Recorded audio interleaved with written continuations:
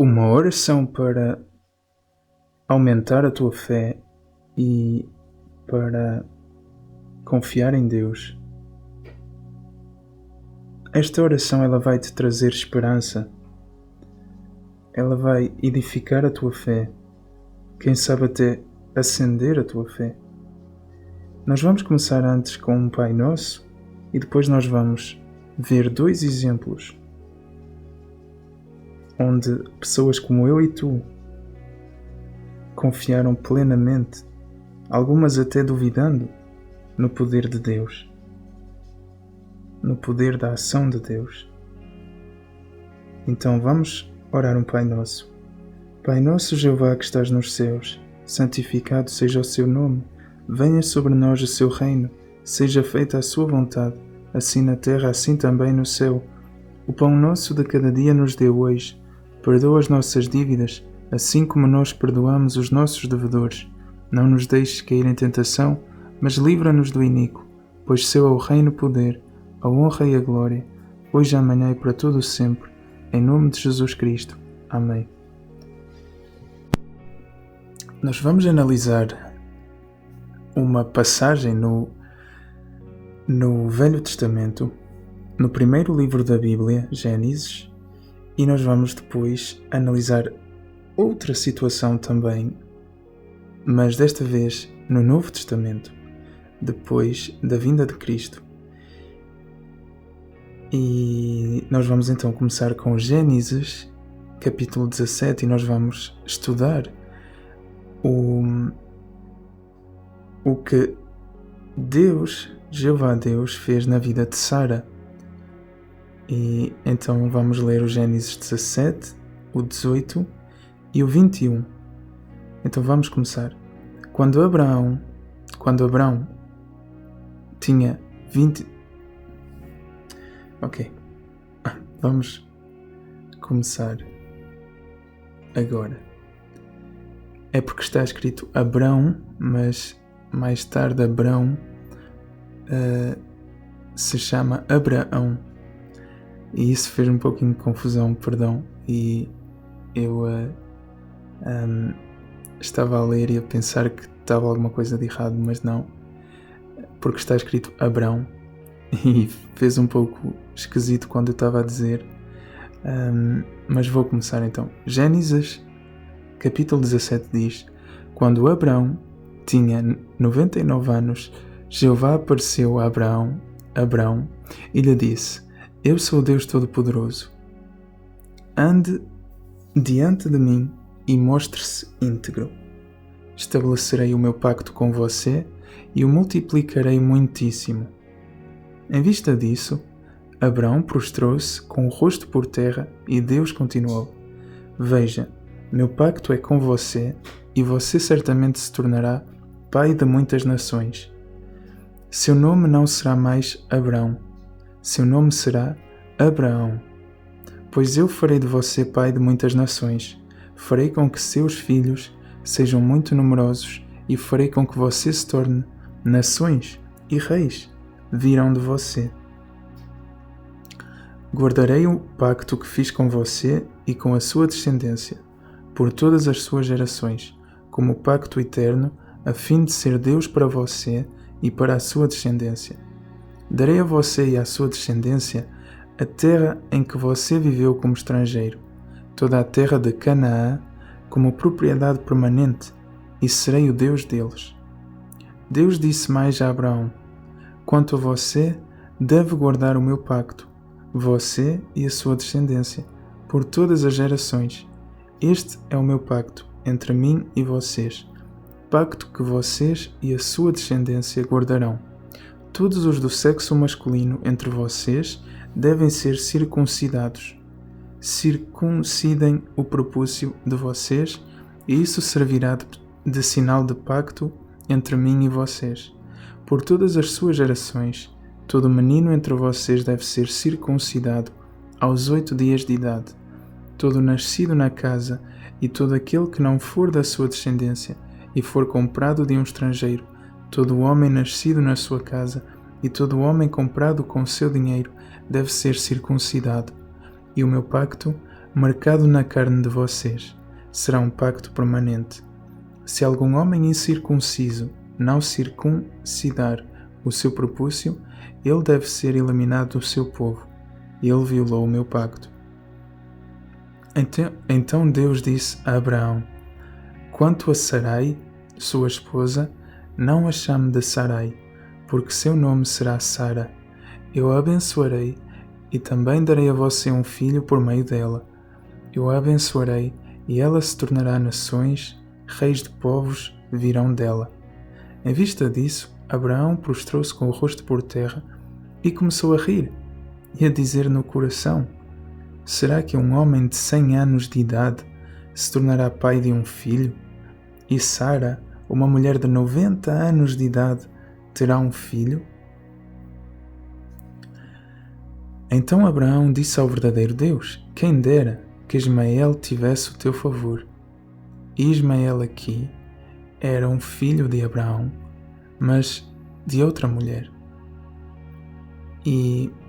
Mas este detalhe não é importante para esta história de Sara que eu quero contar e esta situação que quero ver contigo, te mostrar, que toca a Sara.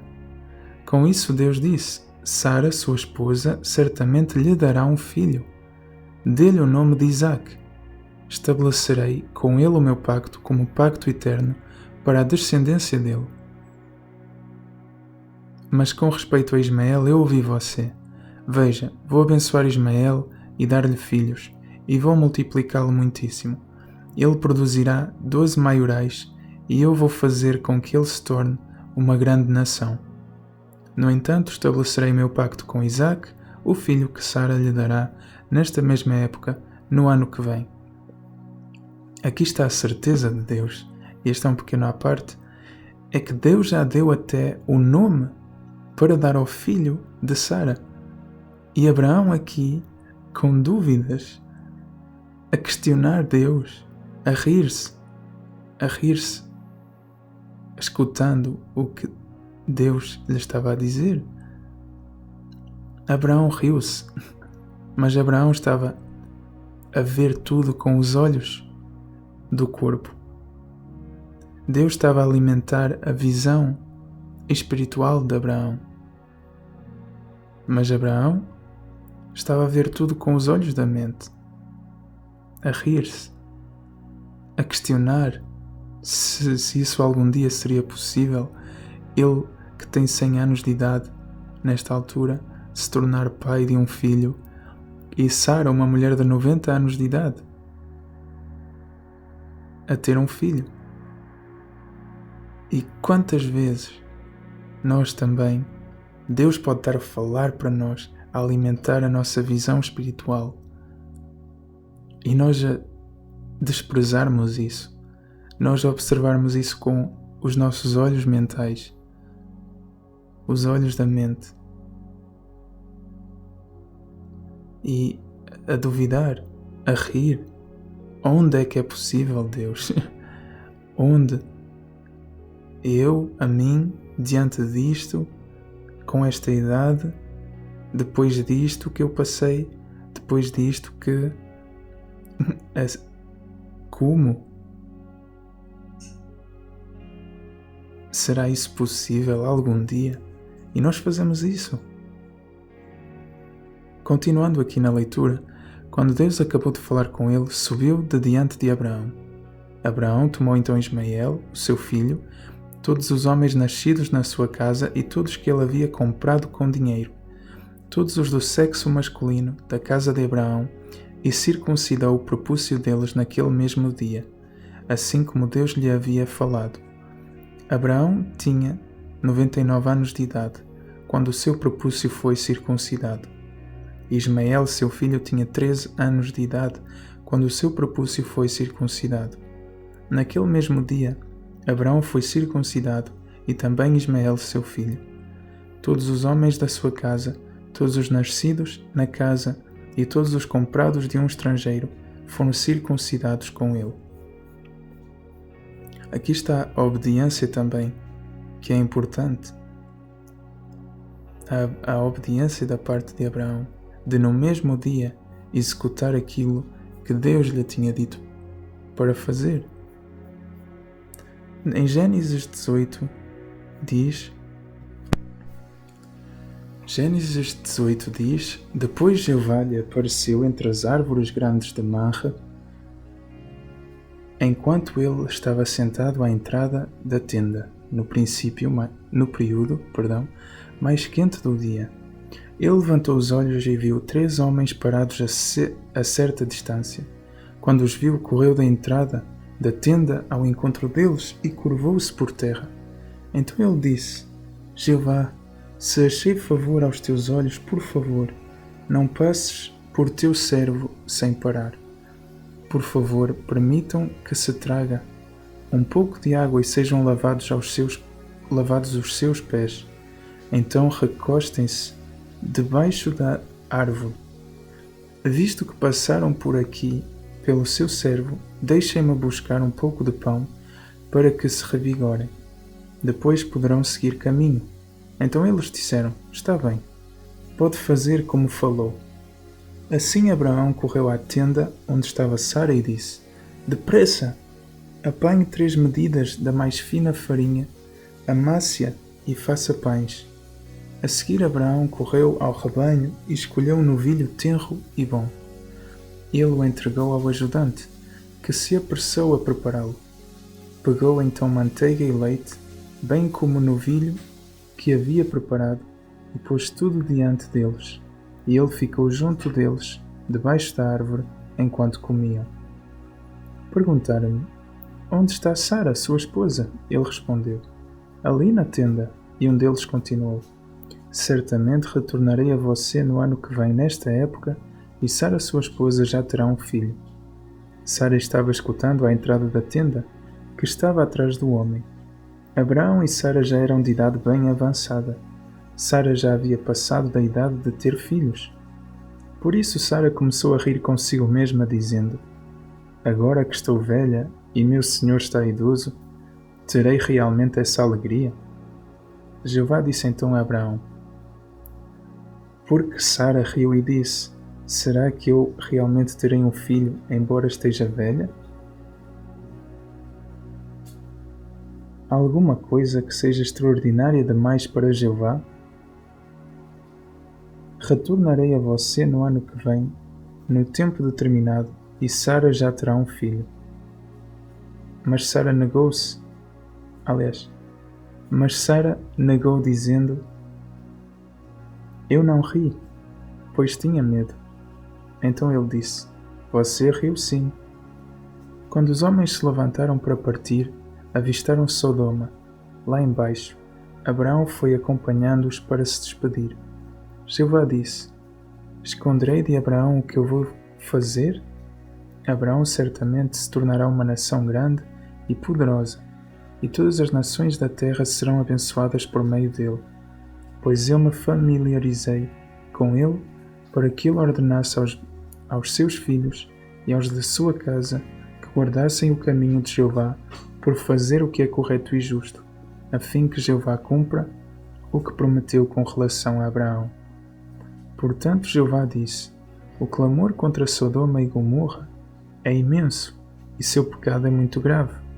Descerei para ver se de facto eles estão agindo de acordo com o clamor que chegou a mim, e se não for assim, ficarei sabendo disso.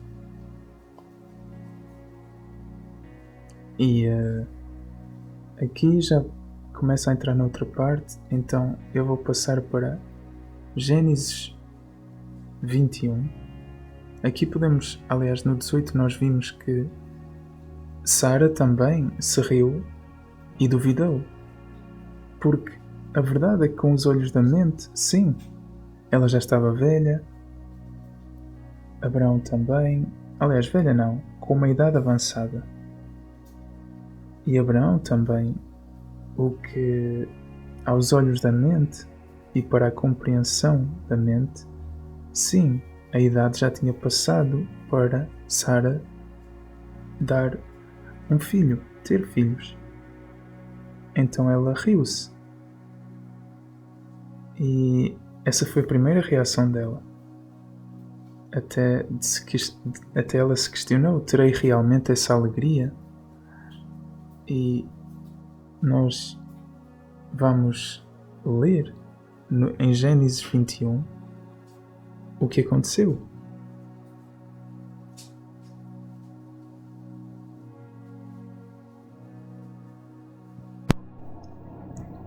Gênesis 21 diz: Jeová voltou a atenção para Sara, assim como havia dito, e Jeová fez a Sara o que havia prometido. Então Sara ficou grávida e deu um filho a Abraão na velhice dele, na época que Deus havia prometido.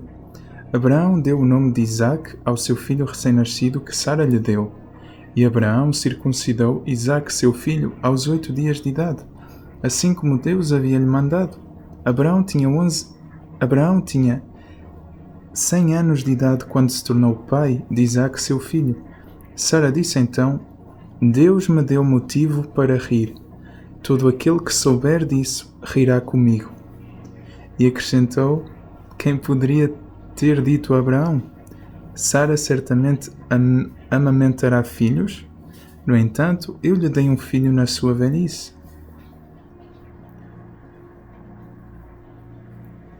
E assim nós podemos ter plena certeza que quando Deus promete algo, por mais que nós até chegamos a duvidar, por mais que nós até possamos rir, a verdade é que o que Deus promete, Deus cumpre. E tu duvidares, te rires, isso só vai fazer com que tu te humilhes, com que tu distancies, crias distância e resistência para o agir de Deus. Quando tu leres na Bíblia algo que Deus te promete, ou que mesmo na tua vida Deus te prometeu, não te rias. Ou se isso acontecer, entende que são os teus olhos da mente, é a tua mente a observar a situação diante de ti. Não o que Deus tem planeado para ti, que vai contra qualquer possível limitação, porque nós lemos Gênesis 18, 14, que diz: Há alguma coisa que seja extraordinária demais para Jeová? Há alguma coisa que seja extraordinária demais para Deus?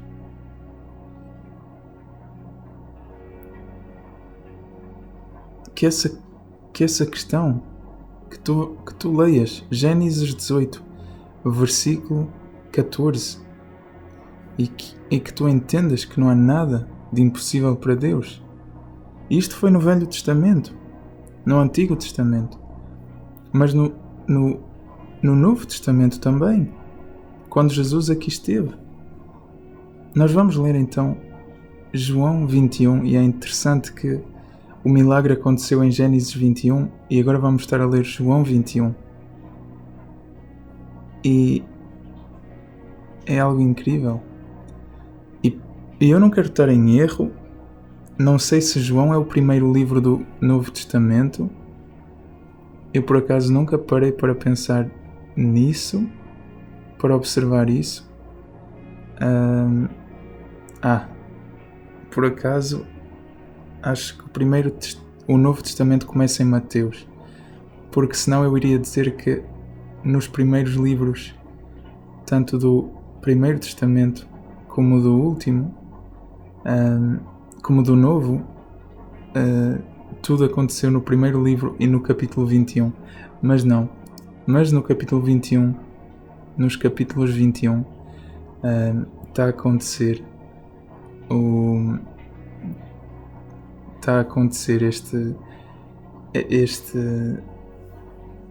estas passagens que nos fazem crer em Deus, esperar em Deus, cultivar esperança. Mas em João 21 diz então: Depois disso, Jesus apareceu novamente aos discípulos junto ao mar de Tiberíades. Ele apareceu do seguinte modo: estavam juntos Simão, Pedro, Tomé, que era chamado Gêmeo, Natanael, de Caná de Galileia, os filhos de Zebedeu e mais 2 dos seus discípulos. Simão Pedro lhes disse: Vou pescar. Eles lhe disseram: Nós vamos com você. Assim foram e entraram no barco, mas durante aquela noite não apanharam nada. Ao amanhecer, Jesus estava na praia, mas os discípulos não perceberam que era Jesus. Então Jesus lhes perguntou: Filhos, vocês têm alguma coisa para comer? Eles responderam: Não.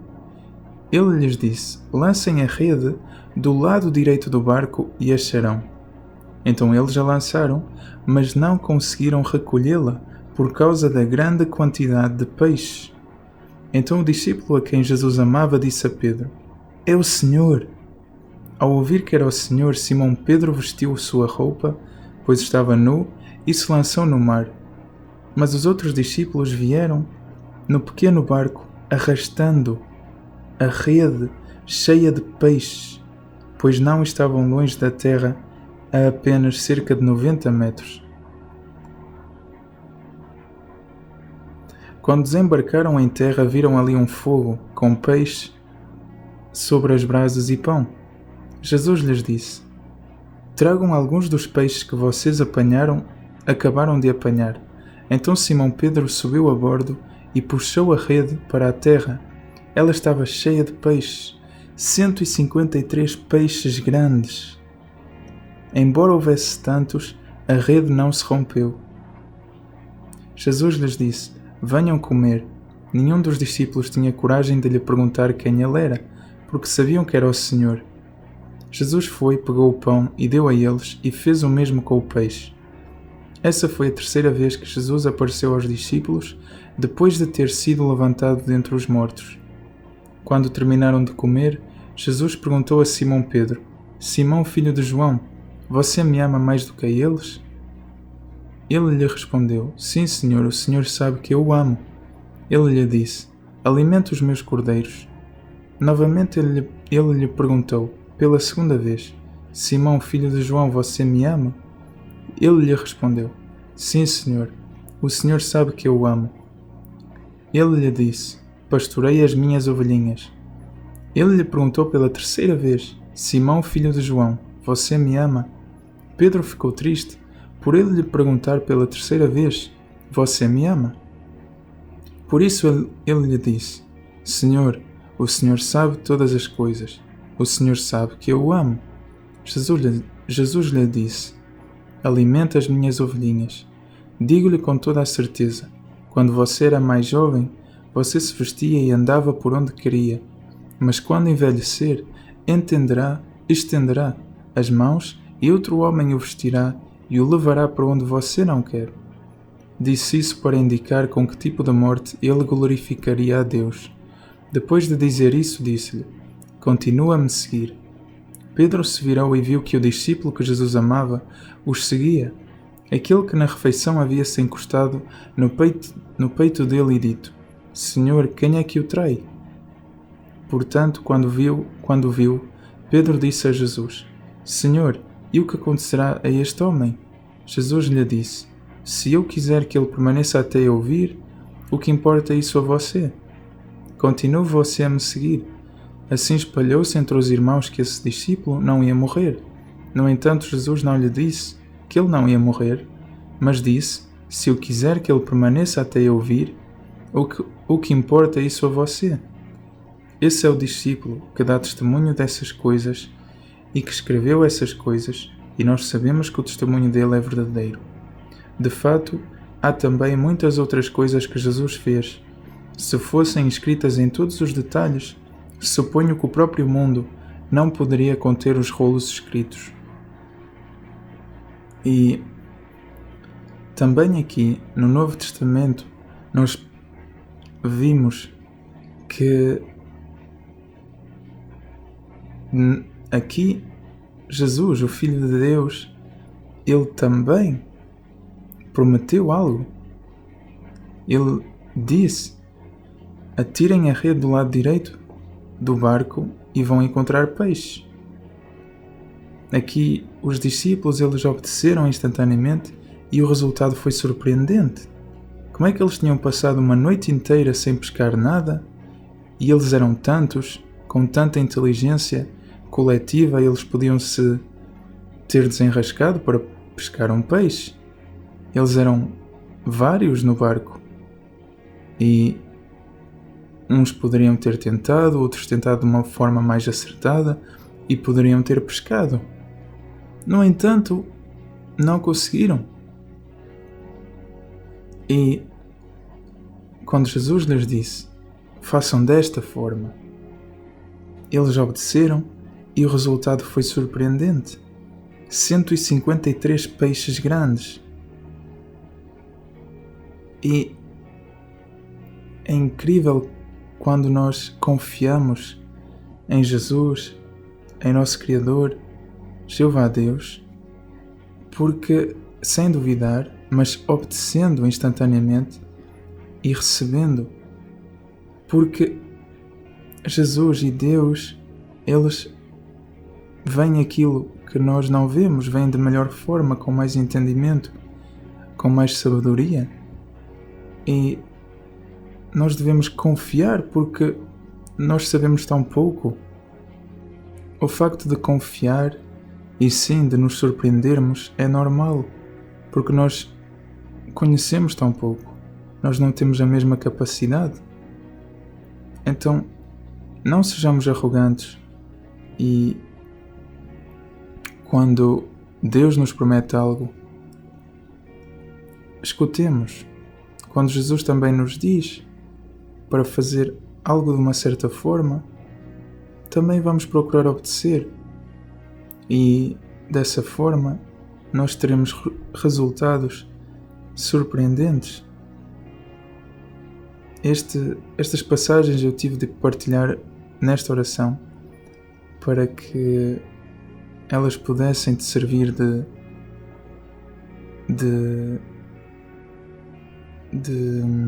lembrete, de uma lembrança.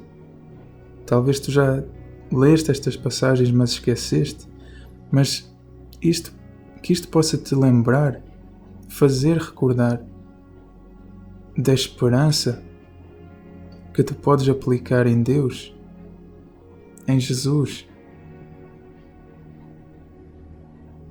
e que tu possas cultivar a confiança, esperar, mas ter a certeza que virá aquilo que te foi prometido, aquilo que está escrito, aquilo pelo que tu oraste. E nós vamos terminar esta oração com o Pai Nosso para que tu possas sair daqui com plena fé e esperança que tu vais ver, testemunhar o surpreendente de Deus. Algo porque para Deus nada é extraordinário demais. E porque Jesus te ama, também te guia. E vamos então orar um Pai Nosso. E Deus também te ama, porque Deus é amor. Vamos então orar um Pai Nosso. Pai nosso Jeová que estás nos céus, santificado seja o seu nome. Venha sobre nós o seu reino. Seja feita a sua vontade, assim na terra, assim também no céu. O pão nosso de cada dia nos dê hoje. Perdoa as nossas dívidas, assim como nós também perdoamos aos nossos devedores. Não nos deixes cair em tentação, mas livra-nos do iníquo, pois seu é o reino, o poder, a honra e a glória, hoje, amanhã e para todo o sempre. Em nome de Jesus Cristo. Amém. Que Deus te abençoe.